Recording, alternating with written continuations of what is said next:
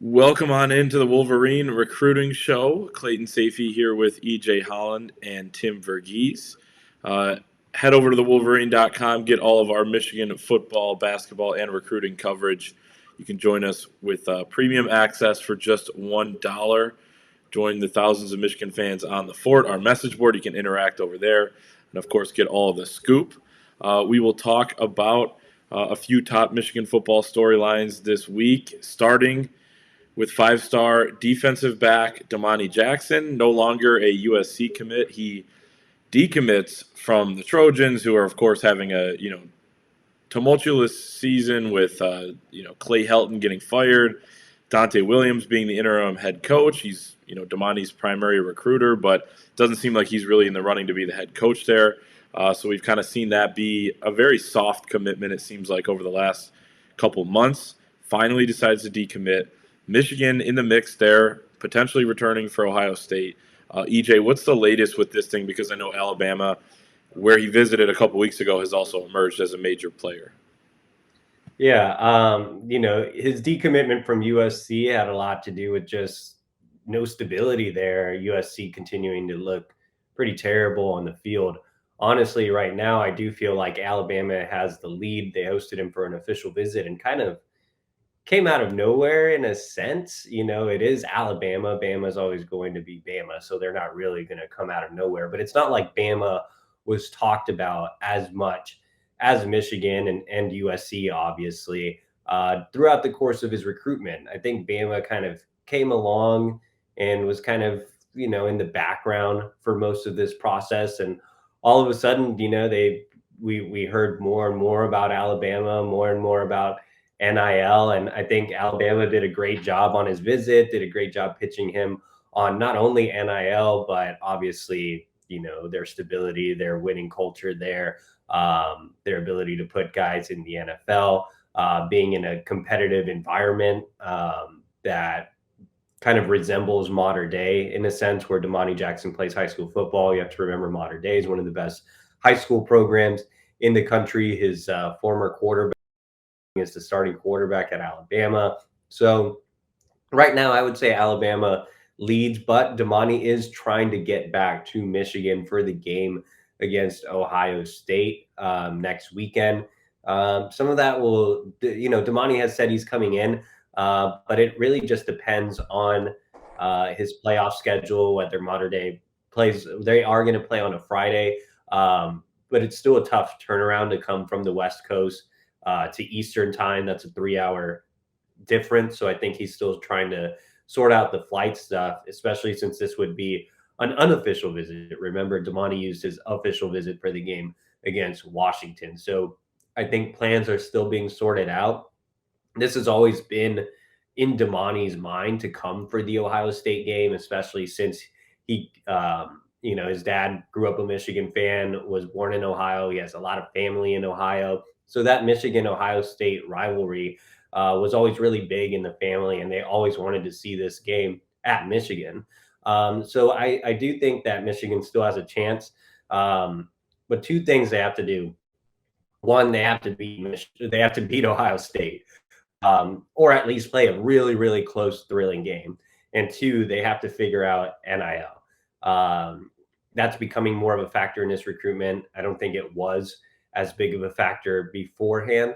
But I think, now the dynamics of this recruitment have changed a little bit. And, Michigan has done some positive things on the NIL front, but I don't think they are doing NIL at the level of, an Alabama or a Texas A&M or some of these other Southern schools at this time. So you can interpret that as you will, but I do feel like Michigan has a lot to offer from an NIL perspective, just the Michigan brand, what Michigan can offer life after football, the deals that guys like JJ McCarthy have already signed. So we'll see how it all kind of shakes out.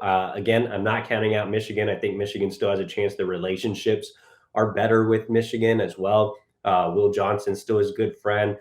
He still knows the staff really, really well. But at the same time, Alabama is always tough to beat for these elite level recruitments. Yeah, no question. And you can talk about NIL all you want with what Michigan is doing and trying to do, and what you continue to hear is happening. But Alabama has a quarterback that's made over $1 million to this point, all that type of stuff. That it just seems like it happened so quickly for them, not necessarily as quickly for Michigan. But they can catch up. Obviously, as you said, still have a chance.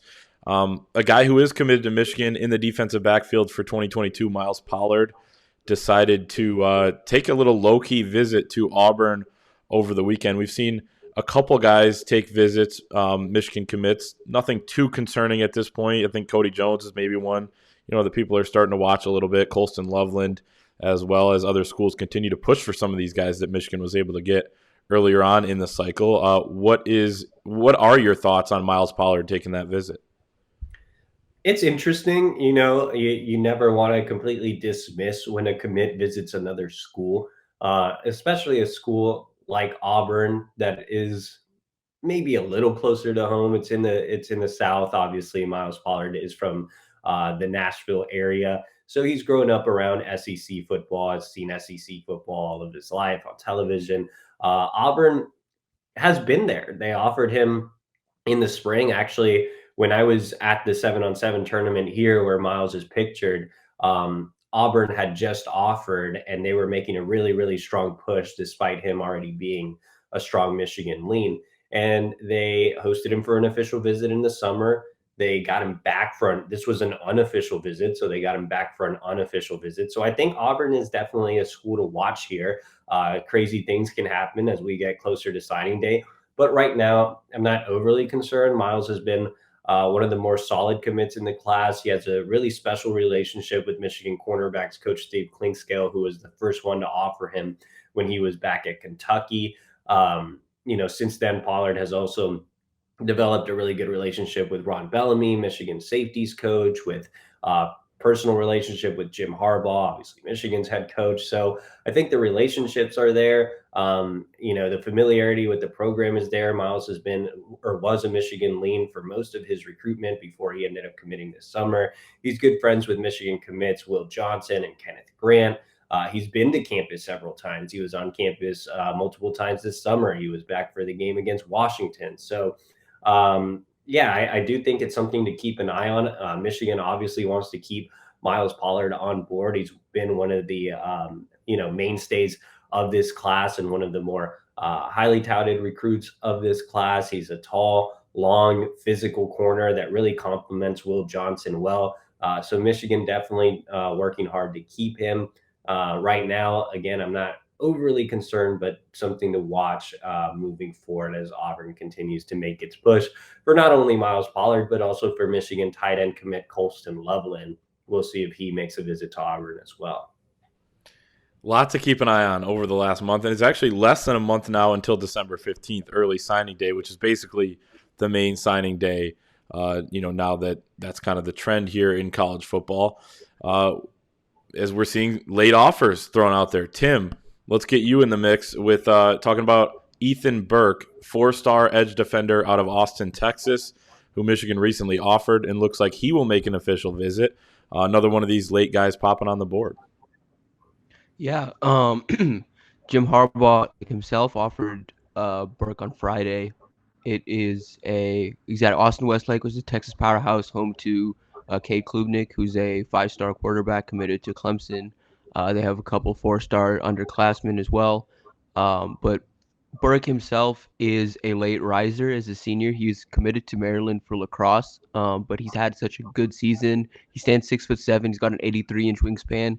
That he's picked up some offers, Utah, Baylor, a couple of those schools in the mix early. Michigan was really the big, national brand, I guess, the first big national brand to really offer him. And it's a big deal for him. Michigan is the only school that's offered him in both football and lacrosse outside of Army.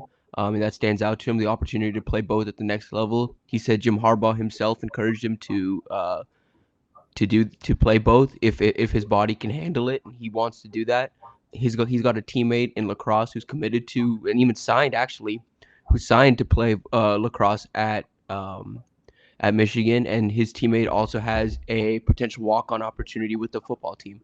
So those are things that are standing out to him. He's looking to try and make an official visit for the November 27th, obviously the game The issue is going to be there is he is in playoffs. Westlake won the state championship last year.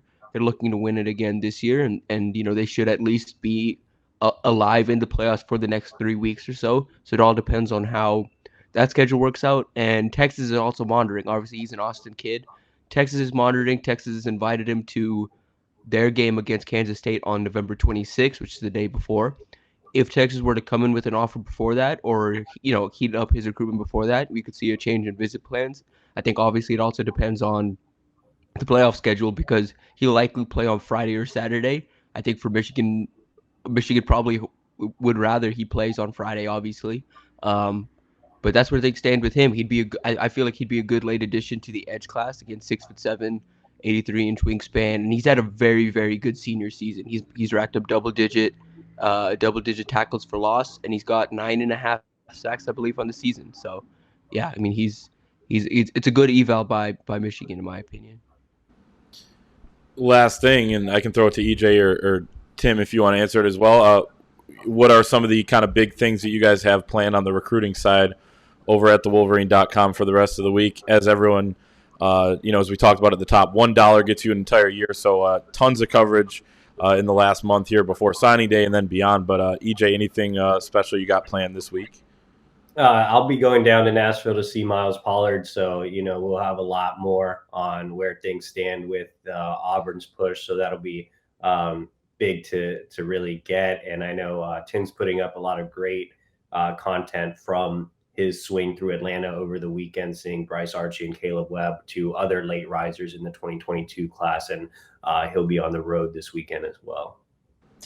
Right, yeah. I'll be in Baton Rouge this weekend to go see the Osbury brothers, 2022 prospect and 2023 prospect, out of University Lab right there by LSU.